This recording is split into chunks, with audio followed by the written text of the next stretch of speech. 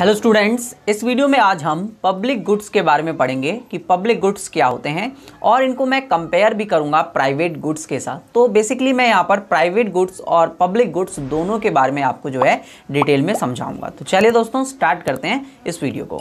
तो दोस्तों सबसे पहले जब मैं बात करता हूँ प्राइवेट गुड्स की या पब्लिक गुड्स की, तो उसको हम इस तरीके से समझ सकते हैं कि जो पब्लिक गुड्स होते हैं उन पे किसी एक का अधिकार नहीं होता और उन्हें कोई भी जो है यूज़ कर सकता है। बट जो प्राइवेट गुड्स होते हैं उन पे किसी एक का अधिकार होता है और उनको हर कोई यूज़ नहीं कर सकता। जैसे एग्जांपल के तौर पर अगर मैं कहूँ कि जैसे पार्क बने हुए हैं हमारे पास, जो पब्लिक पार्क्स बने हुए हैं, उनको बनाने के लिए कोई एक पे कर रहा है बट उसको यूज़ करने वाले लोग बहुत सारे हैं। बट अगर वही वो प्राइवेट गुड होता तो वहाँ पर उसको पे करने वाले ही उसको क्या कर पाते, यूज़ कर पाते। जैसे आप वाटर पार्क्स वगैरह जाते हैं तो वहाँ पर क्या होता है कि आप अगर उसके लिए टिकट पे कर रहे हैं या जिस सर्विस के लिए आप टिकट पे कर रहे हैं वही सर्विस आप यूज़ कर सकते हैं और कोई सर्विस आप यूज़ नहीं कर सकते। और वही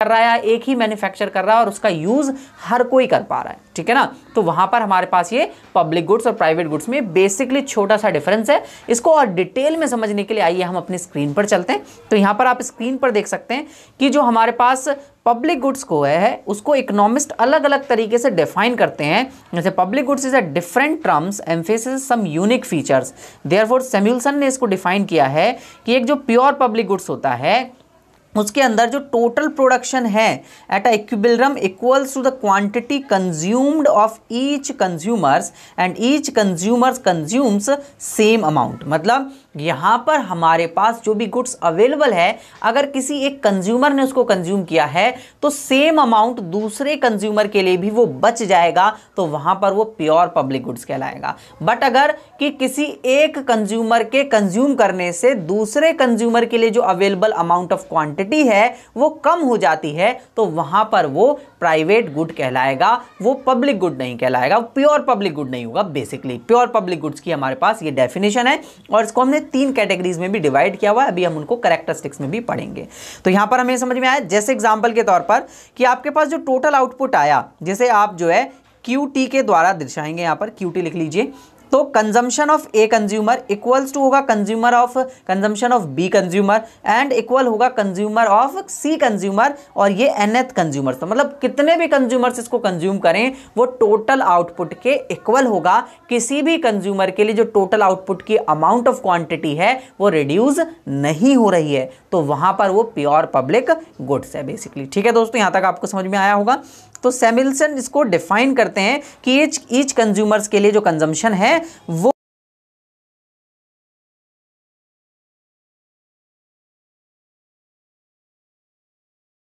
उसका जो बेनिफिट है वो कंजम्पशन जो कंज्यूम करेंगे जितने भी मेंबर्स हैं कम्युनिटी के अंदर या जितने भी कंज्यूमर्स हैं और जितने भी प्रोड्यूसर्स हैं उसको प्रोड्यूस कर रहे हैं वो भी रिड्यूस नहीं हो रहा है किसी भी एक पर्सन के लिए। तो उसके लिए वो हमारे पास क्या कहला रहा है, पब्लिक प्योर पब्लिक गुड्स वो हमारे लिए हैं, जिसमें हमारे पास which is jointly consumed by all member of the society even produces an individual। तो मैंने अभी आपको पार्क का एग्जांपल दिया था, भले ही वो किसी एक ने बनाया बट उसको जो प्रोडक्शन हो रहा है वो सभी उसके प्रोडक्शन में एक बनाने में उसकी हेल्प कर रहा है, बट उसका जो यूज है वो सभी यूज कर रहे हैं। जितने भी कंज्यूमर्स अवेलेबल हैं इकोनॉमी के अंदर वो सभी उसका क्या कर रहे हैं, यूज कर रहे हैं, इसलिए वो हमारे पास क्या कहलाएगा, प्योर पब्लिक गुड्स कहलाएगा। ठीक है, तो production of the pure public good generate externalities and cost. अब वो देखिए एक्सटर्नल बेनिफिट्स आते हैं, कॉस्ट आती हैं, मतलब कुछ सोशली इंपैक्ट पड़ते हैं इकोनॉमी पर, बेनिफिट्स आते हैं, कुछ नेगेटिव इंपैक्ट्स भी पड़ते हैं, वो हम एक्सटर्नलिटीज के पार्ट में पढ़ेंगे उस चीज को, जहां पर मार्केट फेलियर वगैरह आपको पढ़ने को मिलता है।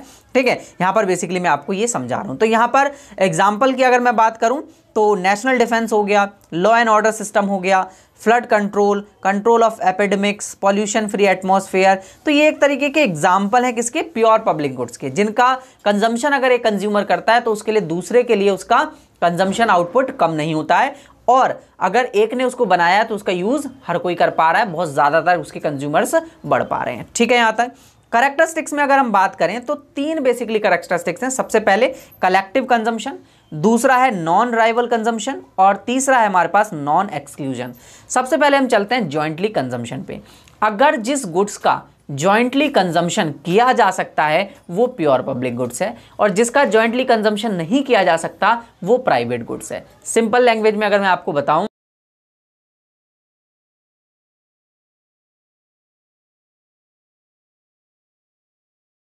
वो पब्लिक गुड है, क्योंकि एक टी शर्ट को हम दो या दो से ज्यादा पर्सन को साइमल्टेनियसली नहीं पहना सकते, इसलिए वो हमारे पास एक प्राइवेट गुड है, पब्लिक गुड नहीं है। ठीक है, तो यहां पर अभी आप देख सकते हैं कि pure public goods is consumed individually. For example, a shirt can not B put buy 2 और मोर पर्सन साइमल्टेनियसली, तो हम कह सकते हैं कि ये जो है वो प्राइवेट गुड्स होगा, पर जो पब्लिक गुड्स होगा उसको हम साइमल्टेनियसली हर मेंबर उसका फायदा उठा सकता है, वो डिविजिबल होता है। तो इंडिविजिबिलिटी जिसके अंदर पाई जाती है वो पब्लिक गुड्स होगा। सिंपल वर्ड्स में अगर हम कहें तो pure public goods can not be divided into the part of the appropriate accordance with the consumer indeed. For example, national defence, pollution free air can not be divided into the parts, मतलब इनको parts में आप divide नहीं कर सकते, और इनका जो है एक कंज्यूमर अगर यूज करता है तो दूसरे कंज्यूमर के लिए इसका अमाउंट कम नहीं होता। अगर एक कंज्यूमर कर रहा है तो उसको भी सेम डिफेंस मिलेगा, सेम लॉ एंड ऑर्डर मिलेगा, सेम पॉल्यूशन फ्री एयर मिलेगी। ठीक है ना, आगे चलते हैं। नेक्स्ट है हमारे पास non rival consumption. Non rival consumption का मतलब है कि आप किसी भी कंजम्पशन को अगर किसी गुड्स को कर रहे हैं तो उसके लिए किसी भी दूसरे गुड्स के लिए उसकी यूनिट्स कम नहीं हो रही हैं। जैसे एग्जांपल के तौर पर यहां पर आप देखें तो rival consumption is the private, अगर राइवल पाया जा रहा है, राइवलरी पाई जा रही है कि भाई एक के खाने से, एक के कंज्यूम करने से दूसरे के लिए कमी पाई जा रही है, तो राइवलरी है, या आप किसी को रोक पा रहे हैं। ठीक है ना, in the sense that given the supply of the product, if the consumer consumes more unit of the commodity, it's reduce the share of other. मैंने कहा ना, एक के कम कंज्यूम करने से दूसरे के लिए कम हो जा रहा है, तो अगर रिड्यूस हो रहा है तो वो हमारे पास क्या होगा, प्राइवेट गुड होगा, बट रिड्यूस नहीं हो रहा है तो वो हमारे लिए पब्लिक गुड होगा। सिंपल सी लैंग्वेज में, है ना। फॉर एग्जांपल के तौर पर आप कह सकते हैं, you larger occupy the large number of houses, the number of houses available given the supply to other resident of the city is reduce. तो अगर जो हाउसेज आपने ज्यादा कैप्चर कर लिए तो अदर रेजिडेंट्स के लिए हाउसेस के नंबर्स कम हो जाएंगे, तो एक तरीके से वो क्या है, पब्लिक गुड है, ओ प्राइवेट गुड है दोस्तों, पब्लिक गुड नहीं है। And if will consumer larger quantity of petrol में शेयर इट्स रिड्यूस, तब भी रिड्यूस होगा। In contrast consumption of the pure public goods is non rival, मतलब अगर आप किसी एक गुड्स को अगर कंज्यूमर्स को कंज्यूम कर रहा है तो दूसरे के लिए वो कम नहीं होंगे, तो वो पब्लिक गुड्स है, यानी कि नॉन राइवल पाया जाएगा कि रिडक्शन नहीं हो रहा है यूनिट में। ठीक है ना, this is unique feature of pure public goods. Non rival consumption means that consumption of one does not prevent the consumption of other and the larger consumption by one consumer. ठीक है, तो उससे उसके लिए कम नहीं हो रहा है, उससे उसका शेयर जो है वो डिक्रीज नहीं हो रहा है। एग्जाम्पल के तौर पर, person of the society of benefits more for the pollution free atmosphere. अगर पॉल्यूशन फ्री एटमॉस्फेयर में मैं रह रहा हूं तो मैं रिड्यूस नहीं कर रहा हूं पॉल्यूशन फ्री एटमॉस्फेयर को किसी अदर पर्सन के लिए, तो वो पॉल्यूशन फ्री एटमॉस्फेयर क्या है, प्योर पब्लिक गुड है। It is does not reduce the share of other. This is called non-rival in the consumption of pure public good, and it is equally important not the marginal cost of the pure public goods additional consumer is zero. यानी कि अगर आप देखें तो यहाँ पर जो marginal cost है वो बढ़ती नहीं है, वो जीरो रहती है। इसका मतलब अगर मुझे किसी अदर एक और कंज्यूमर के लिए वो गुड्स को प्रोवाइड करना है तो उसके लिए मेरी जो मार्जिनल कॉस्ट है वो इंक्रीज भी नहीं होगी, डिक्रीज भी नहीं होगी, वो जीरो होगी, तो वो प्योर पब्लिक गुड है। ठीक है ना, और मार्जिनल बेनिफिट हर कंज्यूमर के लिए बराबर होगा, ये भी हमें देखना है। नेक्स्ट है नॉन एक्सक्लूडेबिलिटी। एक्सक्लूडेबिलिटी का मतलब क्या है, जैसे मैंने अभी आपको वाटर पार्क का एग्जांपल दिया था स्टार्टिंग में, तो जिसने पे किया है उस चीज़ के लिए उसको ही आप वो सर्विस प्रोवाइड कर सकते हैं या वो गुड आप दे सकते हैं, बट अगर जिसने पे नहीं किया है आप उसको नहीं देंगे, तो इसका मतलब आप कंज्यूमर को एक्सक्लूड कर सकते हैं, कंज्यूमर्स को हटा सकते हैं उसके कंजम्पशन पर, तो वो प्राइवेट कंजम्पशन है, प्राइवेट गुड्स होगा। बट अगर आप ऐसा नहीं कर सकते किसी भी गुड्स के लिए तो वो आपके पास जो है प्योर पब्लिक गुड होगा। जैसे मैंने पार्क का एग्जाम्पल दिया कि अगर पब्लिक पार्क है तो यहां पर आप किसी को भी आने से रोक नहीं सकते, तो वो प्योर पब्लिक गुड का एग्जांपल है। ठीक है, जैसे in the case of pure public private goods, a person who does not pay the commodity can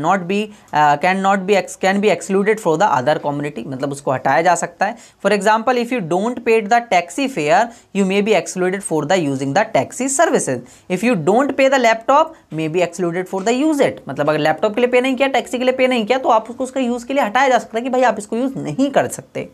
In contrast case of pure public goods, it is technically feasible excluded a consumer and its consumption, and is he she willing to pay for it? And for example, it is technically not feasible to exclude in the individual benefit for the expenditure of national defense. अगर मैंने national defence के लिए पे किया है, आपने नहीं किया है, तो मैं आपको रोक नहीं सकता कि आप नेशनल डिफेंस की सर्विस नहीं ले सकते, फ्री एटमॉस्फेयर की सर्विस नहीं ले सकते, मैं आपको नहीं रोक सकता। भले मैं पे कर रहा हूं लेकिन मैं किसी और को एक्सक्लूड नहीं कर सकता, क्योंकि it is a pure public goods, वो पब्लिक गुड है। और प्राइवेट गुड्स में रोक सकता हूं, मैंने पे किया तो मैं कहूंगा भाई तुम इसको यूज नहीं कर सकते।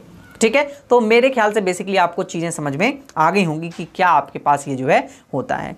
तो पब्लिक गुड्स जो है रिलेट करता है मार्केट फेलियर को किस तरीके से। मार्केट फेलियर का मतलब समझ लीजिए, मार्केट फेलियर का मतलब है कि अगर हम किसी गुड्स को यूज कर रहे हैं और अगर हम किसी गुड्स के वजह से इकोनॉमी के अंदर सोशली लॉसेस हो रहे हैं या कुछ एक्सटर्नल बेनिफिट्स भी आ रहे हैं, मतलब एक्सटर्नलिटी वहाँ पर पाई जा रही है, तो वहाँ पर मार्केट फेल हो सकती है। हम कंजम्पशन मतलब बाय और सेलिंग को कंट्रोल कर रहे हैं, जैसे example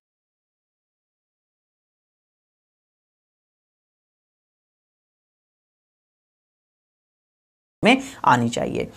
It is possible to prevent the people for buying or using a good simply by charging a price for it. Those who do not pay the price do not buy it and do not get the usage. जिसने पे नहीं किया उसको हम पे करने के लिए रोक सकते हैं। Therefore, private firms have an incentive to provide excludable goods because they charge a price for them and they can cover their cost. Non-excludable goods differ. If non-excludable goods were to be produced by the private firm and people could not prevent for using it through the they do not pay it and non-profit maximizing be willing to produce a good and it can sell the some prices, मतलब उसको हम किसी एक goods पर cell नहीं कर सकते। जैसे सपोज दैट प्राइवेट फर्म में एक नॉन एक्सक्लूडेबल गुड्स बनाया जहाँ पर किसी को आप रोक नहीं सकते, तो अगर उसने उसके लिए पे नहीं किया तो आप उसको नहीं रोक पा रहे, उसे बेचने के लिए आप रोक नहीं सकते, तो वहाँ पर मार्केट फेलियर आपको पाया जाएगा, क्योंकि सेलर खुद सेल नहीं करना चाहता है बट उसे सेल करना पड़ेगा। ठीक है, as a result the market fail to produce goods and non-excludable goods and given rise to resource misallocation. No resources are allocated to the production of the public goods. Simple, यानी कि यहाँ पर अगर मैं ऐसा कर रहा हूँ तो मैं प्रोडक्शन क्यों करना चाहूँगा, मतलब मैं नॉन एक्सक्लूडेबल गुड्स क्यों बनाना चाहूँगा, जहाँ पर मैं किसी कोई गुड्स प्रोड्यूस करने के बाद किसी कंज्यूमर ने जिसने पे नहीं किया है उसे रोक नहीं सकता उसके कंजम्पशन के लिए, उसके यूजेस के लिए, तो मेरे पास मैं उसे सेल नहीं कर सकता हूँ, मेरे पास पैसा नहीं आएगा। तो अगर पैसा नहीं आएगा तो मैं मोटिवेट या कैसे होऊंगा उस गुड्स को प्रोड्यूस करने के लिए। तो जो रिसोर्सेज हैं वो मैं प्योर पब्लिक गुड्स के प्रोडक्शन पे क्यों लगाऊंगा, नॉन एक्सक्लूडेबल गुड्स के प्रोडक्शन पे क्यों लगाऊंगा, क्योंकि जहां पर मुझे बेनिफिट मिल नहीं रहा है तो मार्केट फेल हो जाएगी प्रोडक्शन के लिए। मार्केट क्या होगी, फेल होगी, मिस एलोकेशन होगा, रिसोर्सेज का यूजेस नहीं होगा। तो इस तरीके से हम कह सकते हैं कि पब्लिक गुड्स जो हैं वो मार्केट फेलियर का रीजन बन सकते हैं। ठीक है दोस्तों, तो बेसिकली यहाँ पर आपको प्राइवेट गुड्स और पब्लिक गुड्स में एक डिफरेंस समझ में आया होगा बहुत अच्छे से, और मैंने आपको समझाया भी होगा। वीडियो अच्छी लगी हो तो ज़्यादा से ज़्यादा स्टूडेंट्स तक शेयर जरूर